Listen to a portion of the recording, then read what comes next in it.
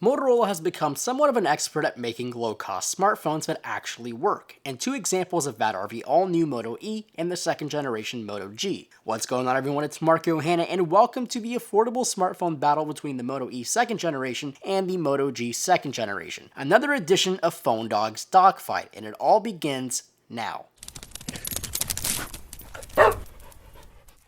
Affordable smartphones have always been a sketchy thing. They are usually cheaply made and run absolutely like crap with custom skins, but not these two. These two are well thought out budget phones, but one of these is $60 more expensive than the other, but is it really worth the extra money? Well, let's first dive into the design and the hardware. The Moto G grew substantially over the first gen G, now boasting a 5-inch IPS LCD display and dual front-facing speakers. It also feels much nicer in the hands this year. Specs have also been improved, but the processor has remained the same, a 1.2 GHz quad-core Snapdragon 400 processor with 1 GB of RAM. Also, it's running the Adreno 305 GPU. However, we do get a larger battery, now rated at 2070 mAh in a micro SD card slot, which was one huge request for the first generation Moto G. The camera also gained 3 megapixels, but for some reason is still limited to only 720p video. Over to the Moto E, things have changed much more for the second generation. For starters, it grew to a 4.5-inch display size, up from 4.3. Design-wise, it's a much more premium feeling device from the first generation E, and it also has these really nice ridges along the sides. One difference structurally on this model is the non-removable back. Now you can only swap out these bands with the ridge edges. Hardware-wise, it's a completely different picture. It's now sporting a 1.2 GHz quad-core Snapdragon 410 processor,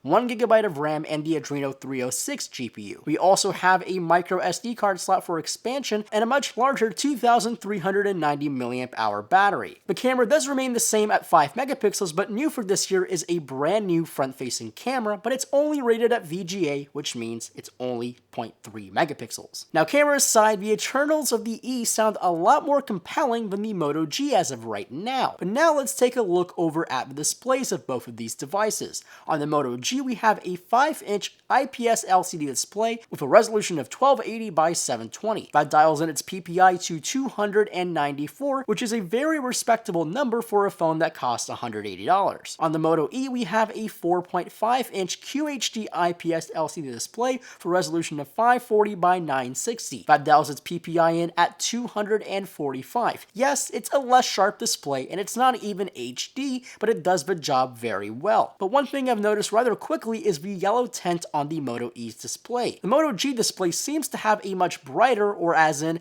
a much more white and accurate display than the Moto E, and this is the case at any brightness. Now let's switch gears to software and performance.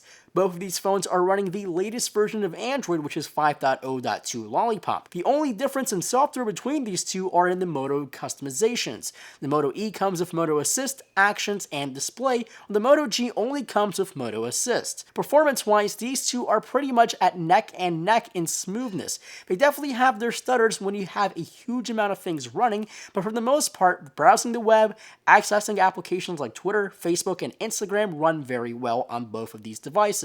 But if you take a look at the benchmarks between these two, you'll see a huge difference in favor for the Moto E. Both its single and multi-core scores are much higher than the Moto G scores. I've run this test multiple amount of times to confirm it, and somehow it's true, but everyday usability seems to be around the same. Now, if you were going to pick a winner between these two, it would have to be the brand new Moto E. For only $120, it delivers great numbers, great performance, and now LTE here in the States. Yes, the display doesn't look as great and it has fewer megapixels, but both of these devices are subpar to any of the latest flagships. But as affordable smartphones go, we have to go with the Moto E. So thank you for watching. Make sure to leave your comments below, and also please give this video a thumbs up and subscribe if you haven't already. And as always, my name is Marco Hanna, and I'll catch you guys in the next video.